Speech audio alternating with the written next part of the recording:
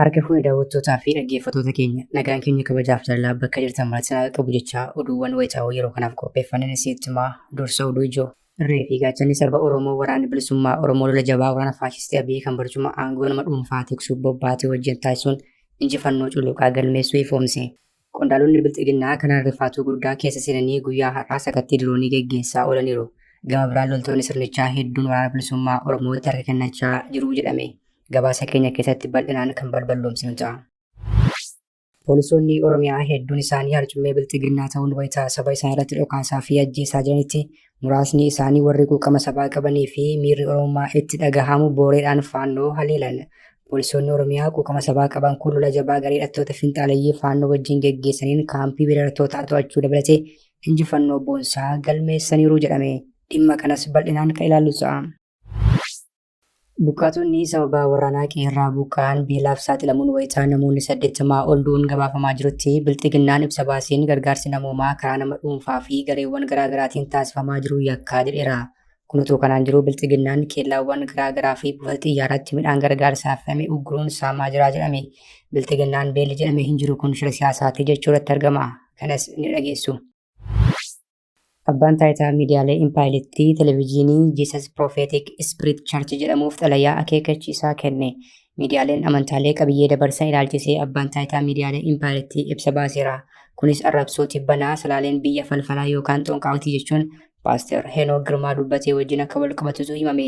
Gabaasa keenya keessatti bal'inaan ni ilaalla. Birmadummaa koo irratti haleellaan banameera jechuun Soomaaliyaan beeksifte. Finfinnee fi Kaayiroon ammoo dhimma kana ilaalchisuun ibsa baasaniiru. Israa'el beekamtii Somaaliyaandiif kennuu hordofee gamtaa Afrikaatii hanga Liigii Arabaatti, Saawud Arabiyaatii hanga Chaayinaatti biyyoonni jiranii fi dhaabbileen garaagaraa deebii kennaa jiru. Kunutuu kanaan jiru magaalaa guddoo Somaalilaandii Hargeysaa keessatti hiriira gammachuu guddaan geggeeffamaa jira. Bal'inaan kan balballoomsinu ta'a. Toora YouTube chaanalii kanaa sabiskiraayib, laayik, sheer taasisaa jechaan gara oduu bal'inaan qopheeffanneetti sin dabarsa.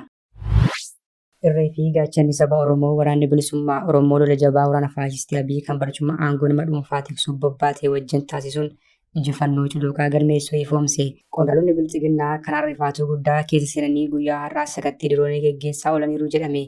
Gama biraan loltoonni sirnichaa hedduun waraana bilisummaa Oromootti kennachuu itti fufaniiru. Irree fi gaachanni saba Oromoo waraanni bilisummaa Oromoo diina impaayera bututtuu tiksuuf bobbaatee uummata Oromoo irraa jirtuuf barcuma aangoo nama dhuunfaa tiksuuf bobbaatee wajjin lola jabaa geggeessuun daaraa botoroo taasisuu ifoomseera. Lola jabaa guyyaa kaleessaa godina Shawaa Kibba Lixaa aanaa Sabbataa Awaas magaalaa Awaash Malkaa Qunxurreetti taasifameen waraanni bilisummaa Oromoo loltoota faashistii Abiyyi kana daaraa botoroo taasisuun hedduu irraa ajjeesee kaan ammoo madeessuun injifannoo cululuqaa galmeesseera. Kanaan hedduu rifaatuu keessaa kan seenan qondaaltonni waraana bilxiginnaa fi kaadiroonni aanichaa gamaa haaraa taasisuu fi bobbii diroonii irra ooluu maddeen keessoo gabaasaniiru. Guyyaa har'aas ganamaa kaasee dirooniin sirnichaa bobbii addaa taasisuun aanaa Sabbataa Awaasii fi aanaalee ollaa irra marsaa oolutu ibsame. Oduudhuma wal fakkaatuun irree fi gaachanni saba Oromoo waraanni bilisummaa Oromoo zooniin kaabaa godina Walloo aanaa Baatee keessatti loltoota faashistii Abiyyi kana daaraa botoroo taasiseera jedhe. Lola gaafa muddee 26 bara 2025 bakkeewwan akka Kaataarii, Tammaanoo, Dhaddachoo, Hagamsaa fi Mummajjii jedhamanitti taasisee loltoota faashistii Abiyyi 6 irraa ajjeesuun 10 ammoo madeessuun injifannoo cululuqaa galmeessuu ifoomse. Loltoonni sirnichaa lubbuun hafte ammoo gara magaalaatti baqachuutu himame. Kunutuu kanaan jiru godina Shawaa Bahaa aanaa Boosetti keessatti loltuun faashistii Abiyyi tokko waraana bilisummaa Oromoo zoonii Arsadiitti harka kennate. Loltuun faashistii Abiyyi kun snaayipirii tokko rasaasa 108 fi boombii F2 qabatee dhaquudhaan waraana bilisummaa Oromoo galii taasiseera. Loltoonni faashistii Abiyyi lakkoofsaan hedduu ta'an yeroo garaagaraatti mooraa waraanaa bilxiginnaa keessaa miliqanii bahuudhaan irree fi gaachana saba Oromoo kan ta'e waraana bilisummaa Oromootti harka kennataa jiru. Poolisoonni Oromiyaa hedduun isaanii harcummee bilxiginnaa ta'uun wayitaa saba isaa irratti dhokaasaa fi ajjeesaa jiranitti muraasni isaanii warri quuqama sabaa qabanii fi miirri Oromummaa itti dhaga'amu booreedhaan faannoo haleelan. Poolisoonni Oromiyaa quuqama sabaa qaban kun lola jabaa garee hidhattoota finxaaleeyyii faannoo wajjin geggeessaniin kaampii weerartootaa to'achuu dabalatee injifannoo boonsaa galmeessaniiru. Hidhattoonni finxaaleeyyii faannoo kan bilxiginnaan leenjifamanii dhachiifamanii bobbaafaman haleellaa uummata Oromoo irratti kallattii garaagaraatiin banuun lubbuu namootaa akka Baalaa Harcaasaa qe'ee fi qabeenyaa hawaasaa mancaasaa hawaasa Oromoo buqqaasuun kan isaanii qubsiifachaa fi namoota butuun maallaqa itti gaafachaa turaniiru. godina hidhattoota finxaaleeyyii faannoo kanaan haleelamaa turan keessaa ammoo tokko godina Wallagga Bahaati. Hidhattoonni kunneen haleellaa aanaalee godina Wallagga Bahaa kanneen akka Giddaa Ayyaanaa, Kiramuu, Limmuu fi Gutoo Giddaa keessatti raawwatanii lubbuu kumaatama galaafataniiru. Gochaa humnoota finxaaleeyyii faannoo kanaan kan mufatan poolisoonni Oromiyaa quuqama sabaa qaban opereeshinii addaa geggeessuudhaan injifannoo cululuqaa galmeessuu ifoomsan. Poolisoonni Oromiyaa loluu jabaa garee finxaaleeyyii kanaa wajjin aanaa Giddaa Ayyaanaa bakka Gaaraa Diichoo jedhamutti taasisaniin loltoota finxaaleeyyii kana hedduu ajjeesuun bakka buufata isaanii to'achuu ibsaniiru. Poolisoonni Oromiyaa quuqama sabaa qaban muraasni kun tarkaanfii booree fi xiiqiidhaan fudhatan kanaan garee hidhattoota finxaaleeyyii faannoo kana haala baay'ee ulfaataa jedhamuun haleeluun hidhattoota lakkoofsaan hedduu ta'an irraa ajjeesuutu himame. Gama poolisii Oromiyaatiin illee kanneen lola irratti wareegaman hedduu akka ta'an maddeen gabaasaniiru. Jiraattonni hojii poolisiin Oromiyaa jalqabe kun jajjabeessaa ta'uu himuudhaan caasaan finxaaleeyyii faannoo kun waajjiraalee mootummaa gandaa hanga godinaatti jiran irrattis bifa wal fakkaatuun tarkaanfii madaalawaan fudhatamuu qaba jedhaniiru.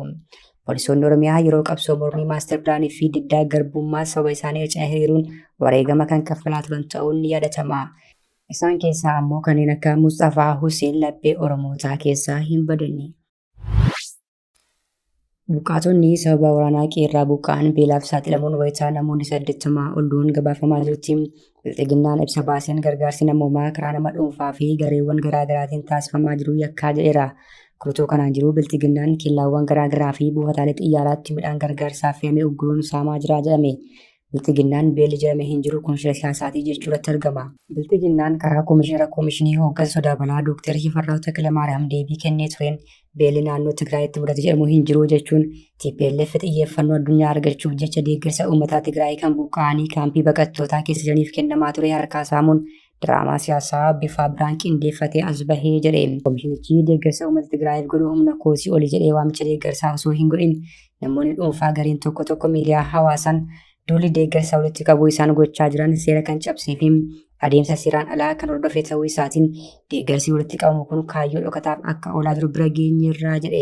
ባለፉት ከዓመትም ሌሎችም ጊዜያት ድረስ ምንም ነገር ባልተቆራረጠና ባላነሰ መንገድ እየተዳረሰ ነው ያለው። ባለፈው ጥር 2017 ጀምሮ እስካሁን እስካለንበት ታኅሳስ 2018 ድረስ ወደ 2 ሚሊዮን ኩንታል የሚጠጋ እህል ተሰራጭቷል። የገንዘብም ጭምር ተጨምሮበት ወደ 32 ቢሊዮን ተልኮ ሲያበቃ አንድ ሁለተኛ በሴፍቲኔት ፕሮግራሞች ከ1 ሚሊዮን በላይ ህዝብ ነው ትግራይ ለሚገለገለው ይሄ ባልተገለጠበት ሁኔታ ሶስተኛው በስነ ምግብና በመሳሰሉትም በተለያዩ ተቋማት የሚሰጡ ድጋፎችም እንደ ድጋፍም እውቅና ባልተሰጠባቸው ሁኔታዎች የመግለጫዎቹ እንድምታ ምንድነው ተብሎ ከተባለ ሰብአዊነትን ታሳቢ ያደረገ ሳይሆን የፖለቲካ ፍላጎትን መነሻ ያደረገ ነው ተብሎ ነው ሊወሰድ የሚችል። የጸደቀው በአደጋ ስጋት ስራ አመራር አዋጃችን ላይ ፍላጎቶችን በማናር ሰብአዊ ድጋፍ ፍላጎቶችን ማለት ነው የሌሉ ፍላጎቶችን በመፍጠር ባልተገባና በተሳሳተ ሁኔታ የሚሄድ ተቋም ግለሰብ አካል ካለ በሕግ ይጠየቃል። Harma bilxiginnaa midhaan gargaarsaaf dhufu gurgurachuun meeshaa waraanaa ittiin bitataa jechuun miidiyaalee addunyaa gabaasaa turaniiru. Amma ammoo namoonni kallattii garaagaraatiin deeggarsa namoomaa warreen beelaan kanaaf taasisuu hordofee bilxiginnaan kellaawwan garaagaraa dhaabuun saamicha taasisaa jiraachuutu ifoome. Kellaawwan kunneen konkolaatotaa fi xiyyaaraan deeggarsa gara sanatti ergamu sakatta'uun irraa buufachaa jira jedhame. Gargaarsi magaalaa Finfinnee, Adaamaa fi Dirree Dhawaa keessaa namoota naannoo Tigraayitti beelaaniif taasifamee ture akka gara sanatti hin geejjibsiifamneef bilxiginnaan saamaa jiraachuu maddeen ifoomsaniiru. Muummichi ministeeraa kanaan dura TPLF beela akka tarsiimoo meeshaa waraanaatti fayyadama jechuun dargii irraa muuxannoo fudhachuu fi akka hin guyyoofne himuun isaanii ni yaadatama. የያዘው ሐሳብ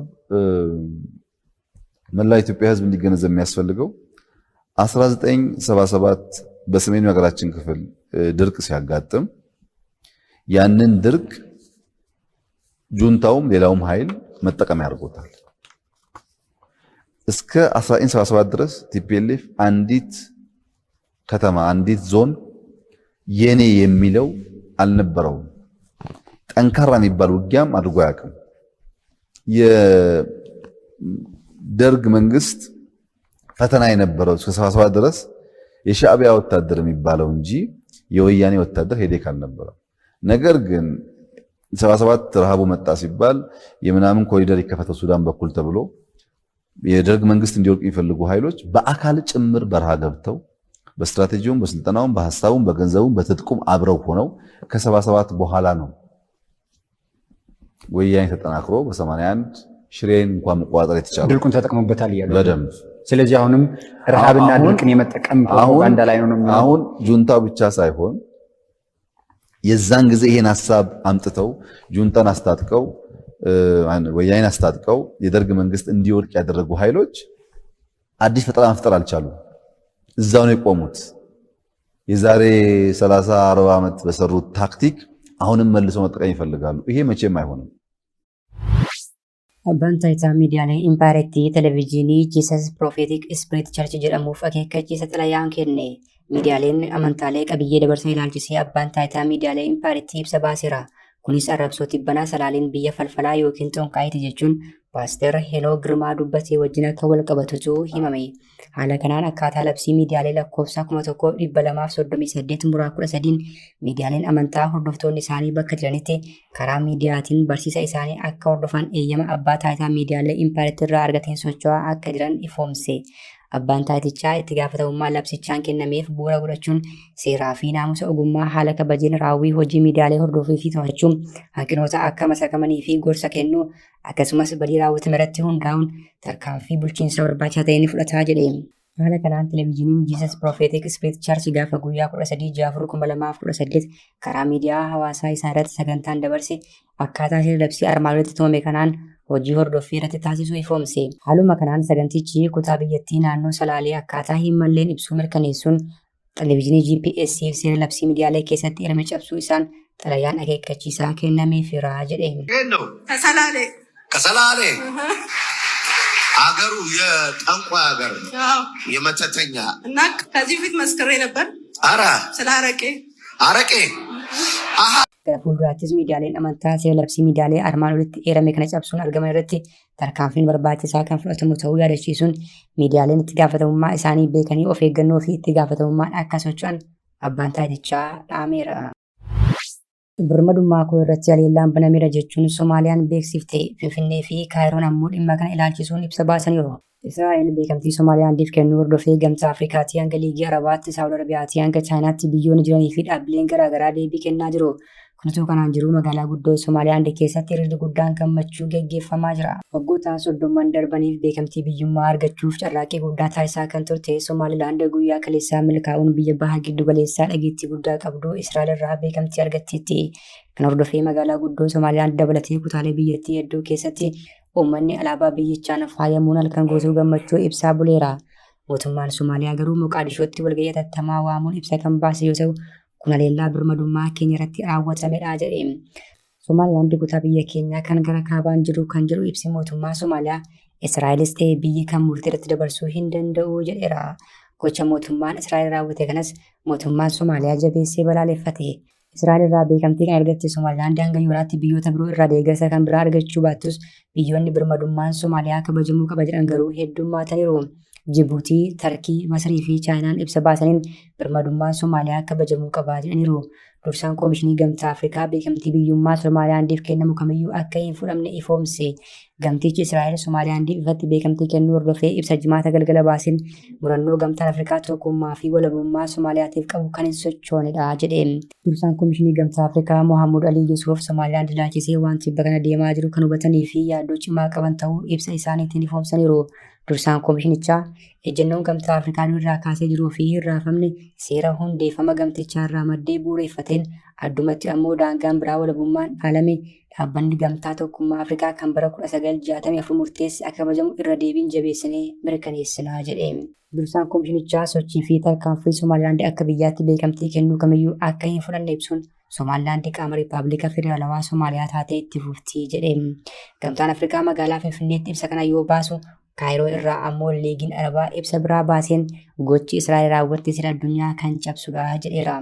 Dura ta'aan liigichaa Ahimad Geetii murtii kana balaaleffataniiru.